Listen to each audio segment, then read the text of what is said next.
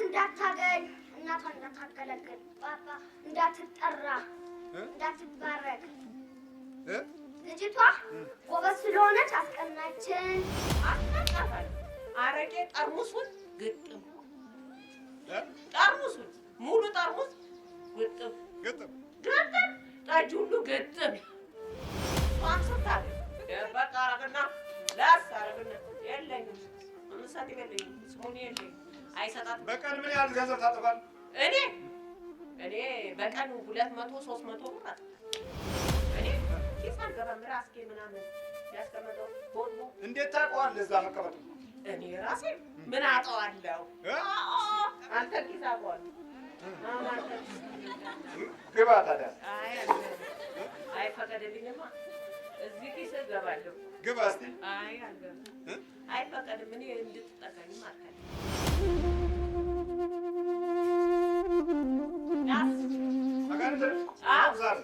ሴጣን ነኝ። ተነስ ቆም። እሺ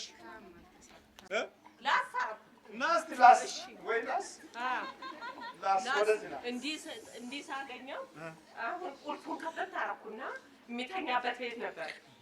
አሁን ቁልፉን ክፍት አደረኩት። ቁልፉን ክፍት ሳደርገው ክፍት አለልኝ።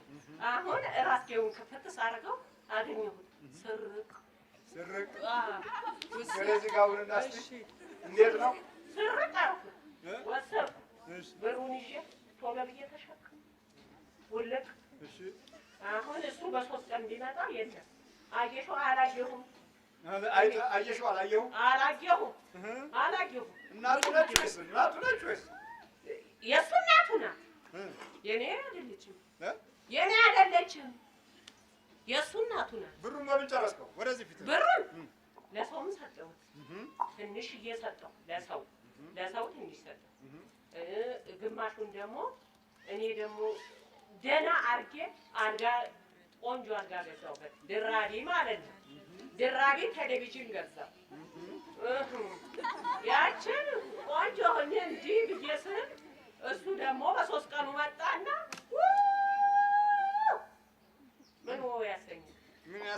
ምን ያሰኛል ብሎ ሲያበቃ ሰውየው ክፍት አደረጋ። እግሯን ስብር የቱን ስብር ለማንደጃ በሰውየው በእሱ አይደለም በአባቱ ታስጠጣታለህ? አዎ። ምንድን ነው የምታጠጣት? አሁንም ጠጥታለህ? አይ አልጠጣም። አሁን ያደረ ነው ዛሬ? አዎ አስጠጣታለሁ። አረቄ ጠርሙሱን ግጥም ጠርሙሱን ሙሉ ጠርሙስ ግጥም ጠጅ ሁሉ ግጥም አድርጌ ጠጥም።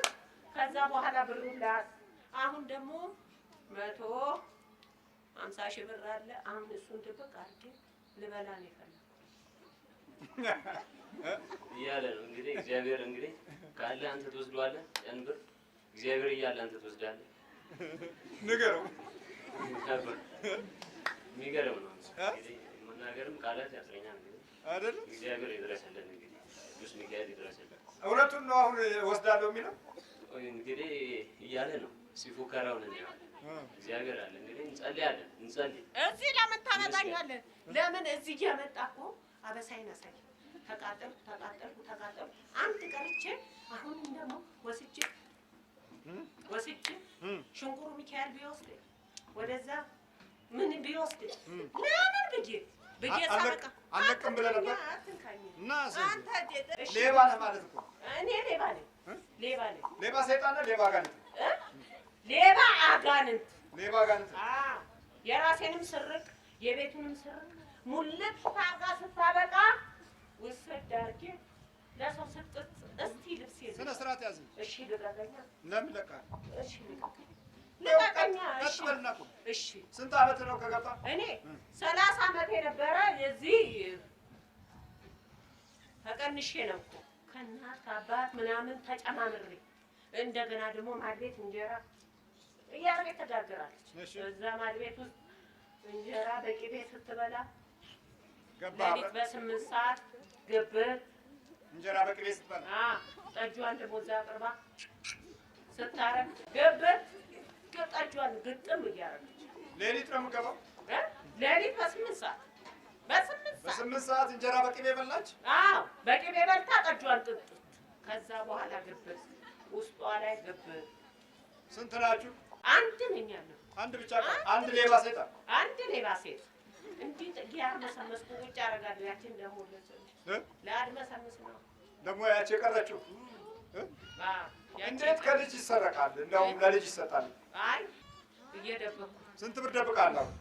115,000 ብር። አሁን እዛ ነይ ውሰጂ። የት ነው የደበቅከው? ነው ምን አክስቷ ጋር ብሩ እዛ ነው ያለው? የአባቷን ሰጥቻለሁ። እሱ ወሰደ። ያንን ያክስቷን ዞር በል ወደዛ በጥፊ እንዳለ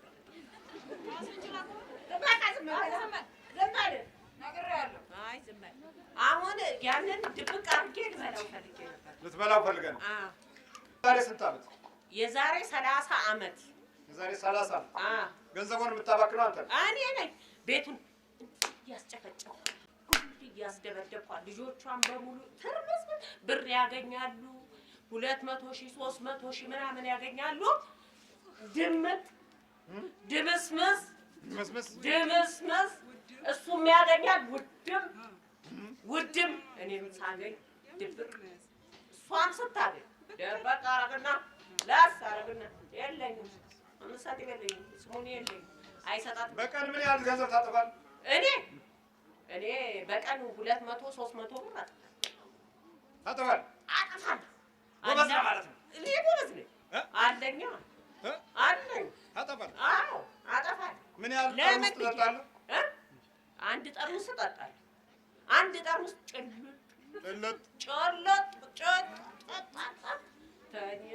ደግሞ ብድግ ብዬ ጡጡ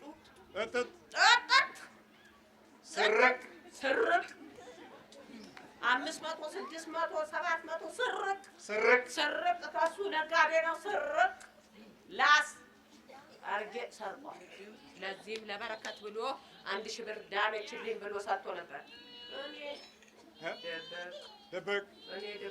ድብቅ አንዱ ድብቅ ያችን የሰጣትን የደበቀው አይ ሌላ ነው መሰለኝ። የሰጠዋትንማ አምጥቶ ሰጥቷል። አምጥቼ ሰጠው። እሺ የደበቀው የትኛው ነው ታዲያ? ያንን የሱ እኔ ተደበቅኳ። ኪስ ደግሞ ትገባለህ? እኔ ኪስ አልገባም። ራስጌ ምናምን ያስቀመጠው ቦጥቦ። እንዴት ታውቀዋለህ እዛ መቀመጡ? እኔ ራሴ ምን አውቀዋለሁ? አንተ ኪስ አውቀዋለሁ። ግባ ታዲያ። አይፈቀድልኝማ። እዚህ ኪስ እገባለሁ። ግባ እስኪ። አልገባም። አይፈቀድም። እኔ እንድትጠቀኝም አልፈልግም።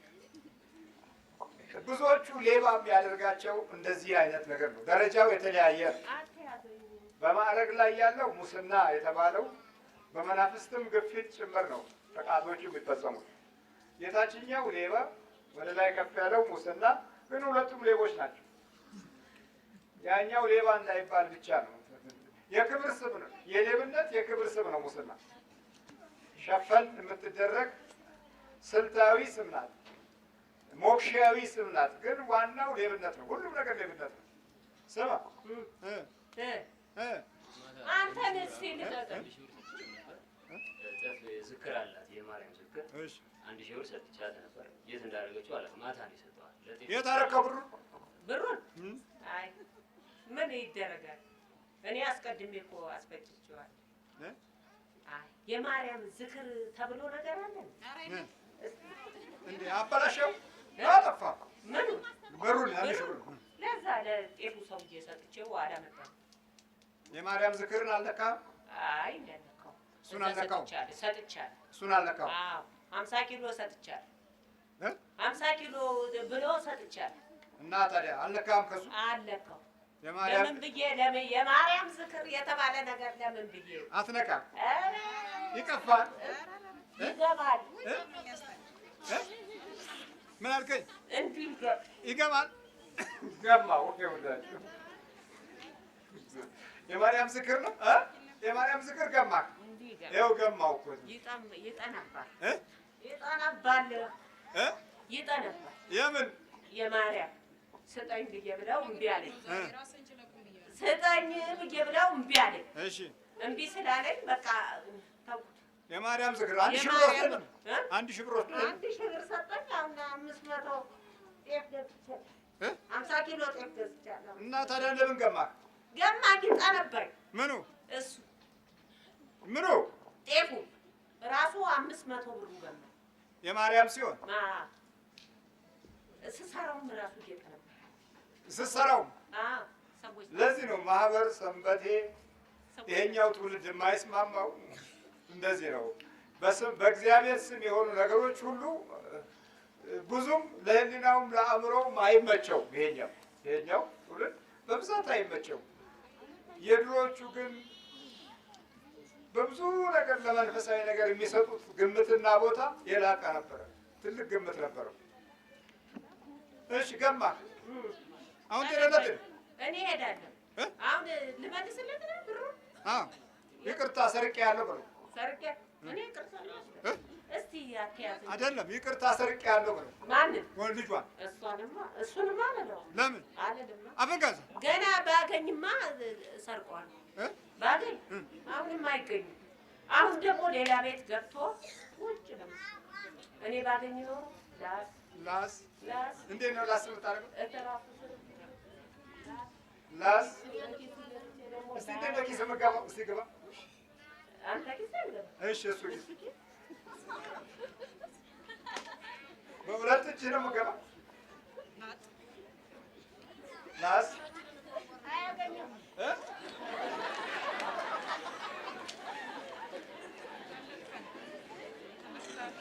ብዙ ብር ስታይ ደስ ይልሃል። ምን ነው የሆነ ነገር አለ። ምንድን ነው? ድርሳነ ሚካኤል አወቀው። እስቲ አውጣው በስቲ አውጣ። ድርሳነ ብር መስሎኝ ነው። ብር ነው። አውጣ። እሺ ብር ነው። አይ አይደለም አሉት። አውጣው እኮ ኧረ እኔ አልወጣም። አውጣ። ለምን ልቃጠል? አውጣው እኮ ተቃጠልኩኝ። ብር ነው። አውጣው። ኧረ ብር አይደለም። ብር አለ።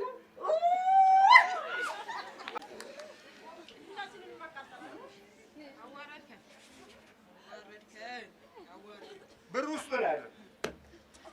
አውጣው። አንሳው። አንሳው እኮ አልኩህ።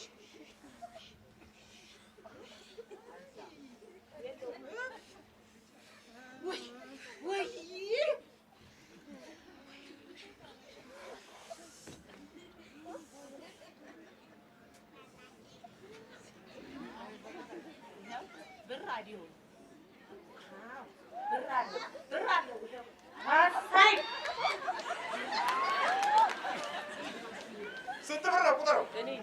እንደ ቁጠረው ቁጠር። 1 2 3 4 5 ድምፅህን አሰማ ነበር።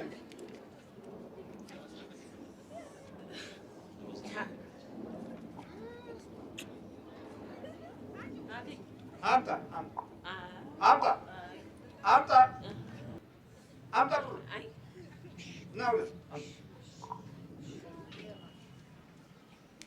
አምጣ። እንዲህ ከራስጌ ነው አምጣ እኮ ከራስጌ ነው የማገኝ እኮ አምጣ።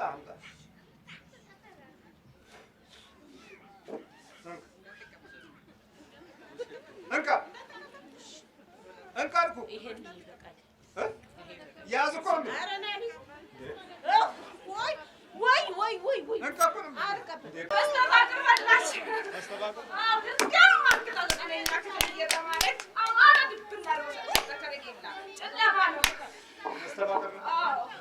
መስተፋቅር እንደገና መተትም አለ።